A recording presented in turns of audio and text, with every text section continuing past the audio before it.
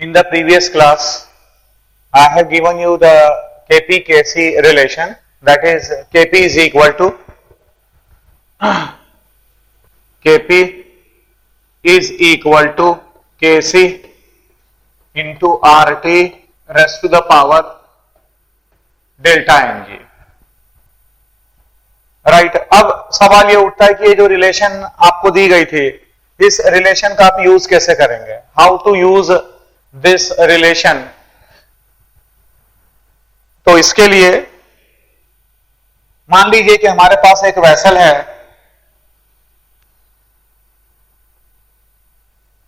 और ये जो वेसल है, इस वेसल के अंदर N2O4 is in equilibrium with NO2 gaseous. N2O4 is in equilibrium with NO2 gaseous, and the value of Kp for the reaction given to you, it is 0.03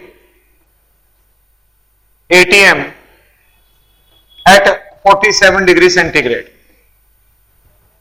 ये जो reaction आपके सामने लिखी हुई है, इस रिएक्शन के लिए आपको Kp की वैल्यू दे रखी है 0.03 atm at 47 degree centigrade. The question is, what will be the value of Kc for the given reaction? जो given reaction है, given equilibrium reaction है, उस given equilibrium reaction के लिए Kc की वैल्यू क्या होगी? What will be the value of Kc for the given equilibrium reaction? तो सबसे पहले हम क्या करेंगे? फर्स्ट ऑफ ऑल हम लोग डेल्टा Ng कैलकुलेट करेंगे. इट मींस मैं बोलूंगा delta Ng is equal to the number of gaseous moles of product minus the gaseous moles of reactant. It means ये हो जाएगा 2 - 1 दैट इज इक्वल टू 1. ये delta Ng की value आपने calculate कर ली. Kp की वैल्यू आपको दे रखी है, it is 0.03 is equal to Kc into R.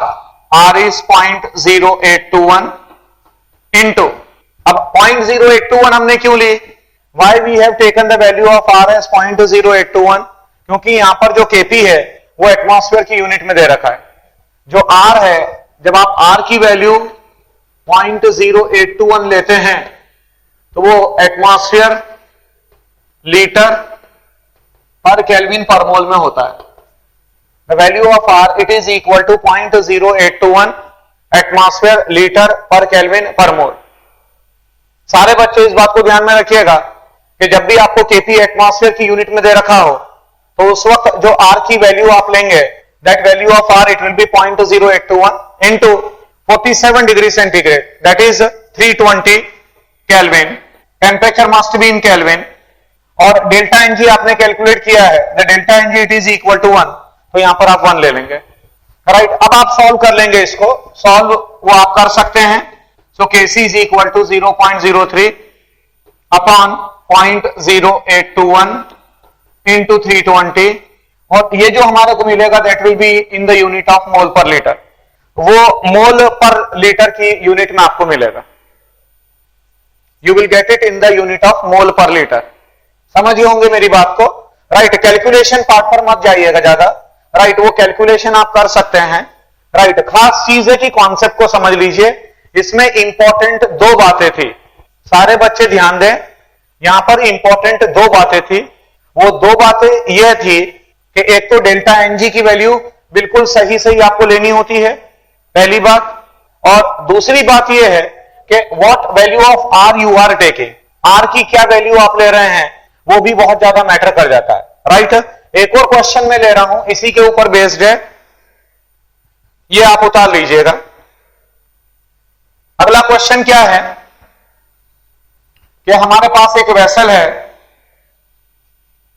और उस वेसल के अंदर PCl5 gaseous is in equilibrium with PCl3 gaseous and Cl2 gaseous. PCl5 gaseous is in equilibrium with PCl3 gaseous and the Cl2 gaseous. The value of Kp for the reaction given to you, it is 101.325 kilopascal. जो ये reaction है, इस reaction के लिए Kp की value आपको दे रखी है, it is equal to 101.325 kilopascal. At temperature आपको दे रखा है एट 373 केल्विन.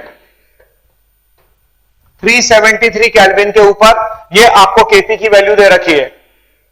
आपसे पूछा जा रहा है what will be the value of Kc for the reaction in the unit of mole per litre. आपसे पूछा जा रहा है कि Kc की वैल्यू क्या होगी in the unit of mole per litre at the given temperature. जो टेम्परेचर दे रखा है आपको, उस टेम्परेचर के ऊपर Kc की वैल्यू क्या होगी ये आपसे पूछा जा रहा है. अगेन सबसे पहले रिलेशन तो आपको पता है, ये रिलेशन आपके सामने लिखी हुई है, Kp is equal to Kc into RT raise to the power delta Ng.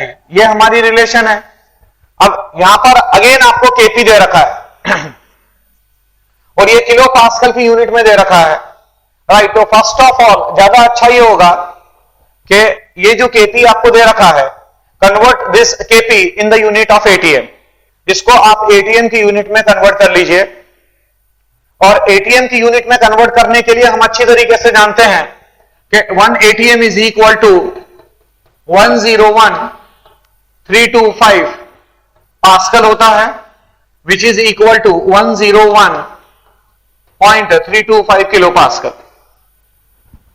1 atmosphere it is equal to 101.325 kilopascal, right. तो अब यहां पर ये जो Kp की वैल्यू है वो आपको 101.325 किलो पास्कल दे रखी है and this much kilopascal it is equal to 1 ATM. इसका मतलब आप ये भी कह सकते हैं कि जो Kp है, Kp it is equal to 1 ATM. आप ये भी कह सकते हैं कि Kp is equal to 1 ATM, right. अब ये जो Kp की वैल्यू 1 ATM है, राइट, इसको आप वहां पर पुट करिए.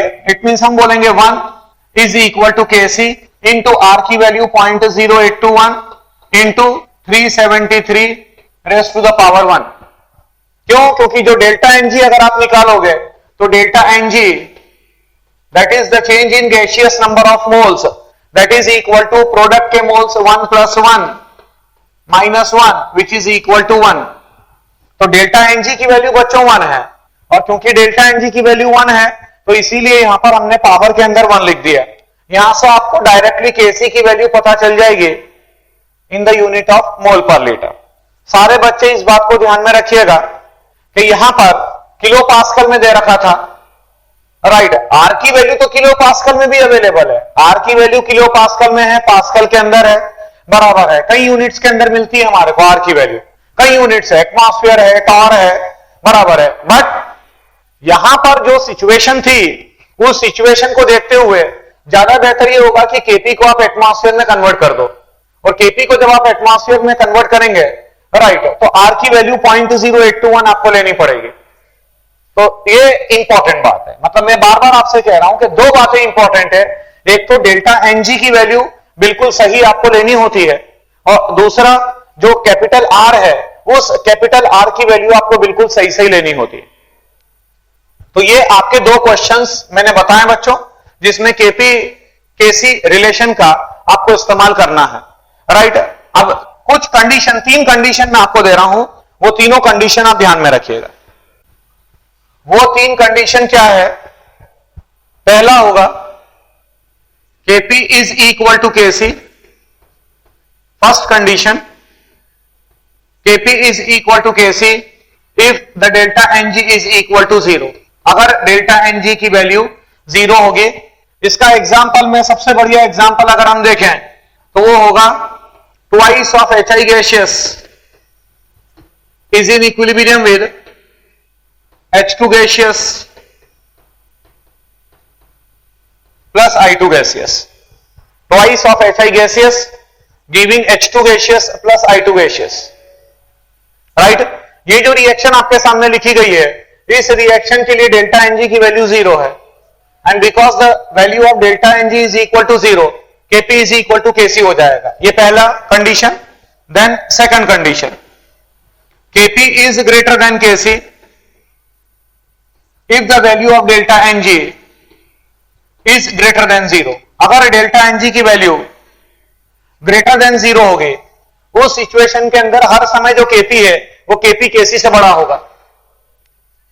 राइट कैसे? फॉर एग्जाम्पल, इसका एग्जाम्पल में आप ले सकते हैं, जैसे मैंने अभी अभी आपको बताई, N2O4 gaseous is in equilibrium with twice of NO2 gaseous. Right, ये जो रिएक्शन आपके सामने लिखी गई है, इस रिएक्शन के लिए जो डेल्टा एनजी होगा वो डेल्टा एनजी की वैल्यू ग्रेटर देन 0 है, दैट इज इक्वल टू 1 है। और जब भी डेल्टा एनजी की वैल्यू ग्रेटर देन 0 आपको मिलेगी, then KP is greater than KC. और तीसरी condition, KP is less than KC if the delta NG is less than 0। Less than 0 मतलब डेल्टा एनजी की वैल्यू अगर नेगेटिव में होगी, तो कौन सी ऐसा? फॉर एग्जाम्पल में आप ले सकते हैं, सबसे बढ़िया एग्जाम्पल जो आता है that is N2 gaseous plus thrice of H gaseous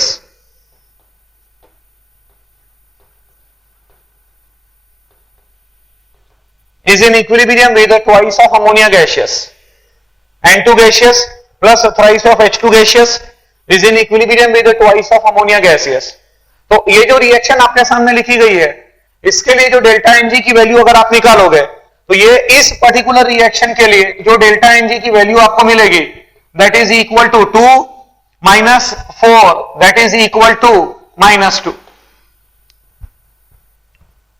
और क्योंकि डेल्टा एनजी नेगेटिव में है, तो डेल्टा एनजी नेगेटिव है, इसका मतलब ये हुआ कि केपी जो है वो केसी से कम होगा। The value of KP it is less than that of KC. Right, तो ये बच्चों केपी केसी रिलेशन की तीनों कंडीशंस अच्छी तरीके से ध्यान में रखिएगा, इसका कहीं पर भी काम पड़ सकता है आपको। राइट, अब हम आगे बढ़ रहे हैं। Now we are moving on the next step. Heading दीजिएगा relation between KP and KX. Relation between Kp and Kchi.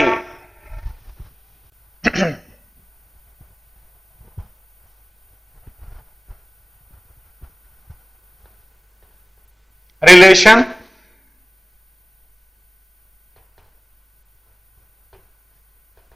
between Kp and Kchi. Kchi मतलब in terms of mole fraction। जो काई है एक्स है, ये एक्स सभी बच्चे यहां पर जानते हैं। मोल कॉन्सेप्ट, जो बेसिक मोल कॉन्सेप्ट है वो मैंने ही आप लोगों के साथ डिस्कस किया था, तो उसके अंदर आप जानते हैं कि ये जो काई होता है, ये जो एक्स आप रिप्रेजेंट करते हैं, ये एक्स एक्चुअली मोल फ्रैक्शन होता है, it represents the mole fraction. तो यहां पर है relation between KP and KX. Again मैं क्या कर रहा हूं, मैं एक हाइपोथेटिकल रिएक्शन आपके सामने ले रहा हूं। It is a gaseous plus BB gaseous is in equilibrium with CC gaseous plus DD gaseous। ये आपके सामने एक रिएक्शन है। अब अगर गैस फेज रिएक्शन है, राइट, होमोजीनस सिस्टम है। होमोजीनस सिस्टम से मतलब ये है कि पूरा के पूरा एक सिंगल फेज आपको नजर आता है, कंप्लीट एक सिंगल फेज नजर आ रहा है। क्लोज्ड वेसल में ये रिएक्शन हो रही है। सारे बच्चे अगेन इस बात को ध्यान में रखिएगा कि जब भी आप इक्विलिब्रियम की बात करते हैं तो vessel must be closed. Vessel जो है वो क्लोज्ड होना चाहिए। राइट, तो अब यहां पर भी एक क्लोज्ड वेसल में आप करवा रहे हो, गैस फेज रिएक्शन है। अब अगर मैं इसका केपी बोलूंगा तो मैं बोलूंगा KP is equal to partial pressure of C to the power small C d to the power small d upon a to the power small a and b to the power small b। ये आपने kp का expression set किया। Right, partial pressure of c to the power c, partial pressure of d to the power d upon a to the power small a, b to the power small b। बराबर। जो भी coefficient होता है, सारा बच्चा यहां पर अच्छी तरीके से एक बात को जानता है कि जो भी कोफिशिएंट होता है वो कोफिशिएंट पावर के अंदर चला जाता है, राइट। तो यहां पर भी जो स्मॉल ए, small B, small C, small D जो आपके कोफिशिएंट्स हैं वो कोफिशिएंट आपका पावर के अंदर चला जाएगा, राइट। वही हमने यहां पर भी किया है। अब रिकॉल करिएगा बच्चों, Dalton's law of partial pressure क्या क्या है। Dalton's law of partial pressure कहता है कि partial pressure of any component alpha is equal to mole fraction of that component into the total pressure. ये एक बहुत ही इंपॉर्टेंट फार्मूला है जो Dalton's law of partial pressure से निकलता है। Dalton's law of partial pressure कहता है कि partial pressure of any component alpha is equal to mole fraction of that component into total pressure. Mole fraction of that component into total pressure. Right, 2 से 3 बार मैं हर statement बोल रहा हूं, right. तो please उसको समझिएगा, ये वाकई बहुत इंपॉर्टेंट फार्मूला है। ये मोल फ्रैक्शन को रिप्रेजेंट कर रहा है। ये काई है, CHI काई होता है। काई रिप्रेजेंट्स द मोल फ्रैक्शन, तो मोल fraction of the component alpha into total pressure. अब बात आगे बढ़ती है, मैं क्या बोलूंगा यहां पर टोटल प्रेशर से, यहां पर मतलब क्या है, टोटल प्रेशर से मतलब ये इक्विलिब्रियम प्रेशर। सारे बच्चे इस बात को ध्यान में रखिएगा कि once the equilibrium is attained, एक बार जब इक्विलिब्रियम अटेन्ड हो जाता है, तो एक बार जब इक्विलिब्रियम अटेन्ड हो जाएगा तो फिर प्रेशर में किसी तरह का कोई परिवर्तन नहीं आता है। Pressure does not undergo change, right. Equilibrium का जो प्रेशर है या जो पार्शियल प्रेशर है, जितने भी कंपोनेंट्स का जो इंडिविजुअल प्रेशर है, जिसको कि हम लोग पार्शियल प्रेशर बोलते हैं, वो पार्शियल प्रेशर में किसी भी तरह का कोई परिवर्तन नहीं आता। एक बार जब इक्विलिब्रियम का सेटअप हो जाता है, then there does not occur any change in the partial pressure of the individual components. तो यहां पर मैं क्या बोलूंगा, यहां से मैं बोलूंगा partial pressure of A is equal to mole fraction of A into equilibrium pressure. अच्छा, यहां पर आपके मन में, किसी बच्चे के मन में शायद ये भी चल रहा होगा कि सर हमारे को ये बताया गया है कि Dalton's law of partial pressure वहां पर अप्लाई किया जाता है जहां पर कि गैसेस नॉन रिएक्टिंग होती है, जहां पर गैसेस आपस में रिएक्ट नहीं करती है। तो यहां पर तो रिएक्शन हो रही है। एक्चुअली बच्चों यहां पर इक्विलिब्रियम आ चुका है, और क्योंकि इक्विलिब्रियम आ चुका है तो अब इक्विलिब्रियम आने के बाद नंबर ऑफ मोल्स, जो भी इंडिविजुअल कंपोनेंट्स होते हैं, उन इंडिविजुअल कंपोनेंट्स के नंबर ऑफ मोल में किसी भी तरह का कोई परिवर्तन नहीं आएगा। और क्योंकि इंडिविजुअल नंबर ऑफ मोल्स में कोई परिवर्तन नहीं आएगा, इसीलिए आप Dalton's law of partial pressure को इस्तेमाल कर सकते हैं। You can apply the concept of Dalton's law of partial pressure, right. तो अब मैं यहां पर बोलूंगा partial pressure of A is equal to mole fraction of A into equilibrium pressure.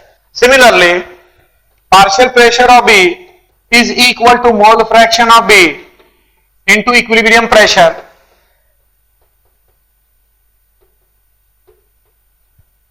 and the partial pressure of D is equal to mole fraction of D into equilibrium pressure, right। ये सबके partial pressure आपने note down किए, right. अब यहां पर मैं लिखूंगा, मतलब मैं बोलूंगा Kp is equal to partial pressure of C, यहां पर आपके सामने लिखा हुआ है it is the mole fraction of C into equilibrium pressure की पावर में छोटा c हो जाएगा। Similarly the mole fraction of D into equilibrium pressure to the power small d हो जाएगा अपॉन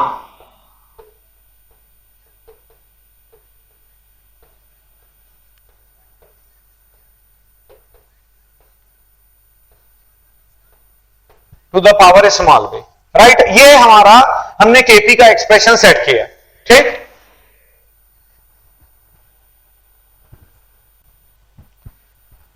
राइट, अब आप क्या करिए कि जितनी भी मोल फ्रैक्शन वाली टर्म्स है, वो मोल फ्रैक्शन वाली टर्म्स को एक तरफ कर लीजिए। मतलब मैं बोलूंगा Kp is equal to mole fraction of C to the power small c d to the power small d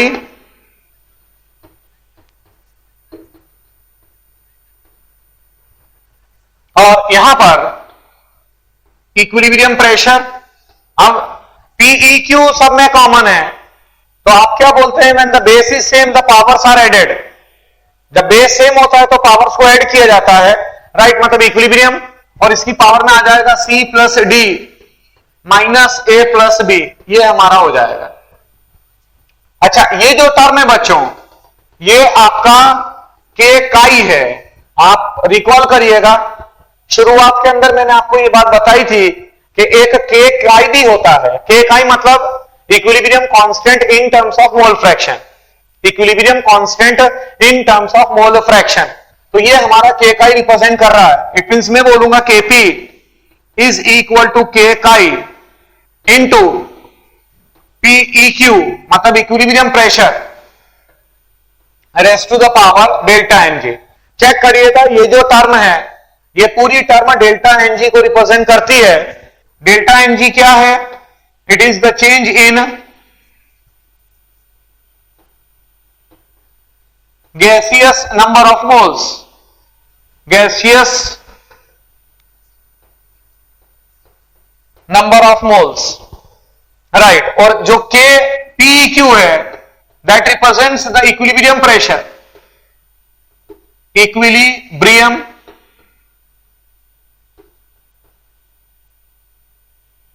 pressure को रिप्रेजेंट कर रहा है।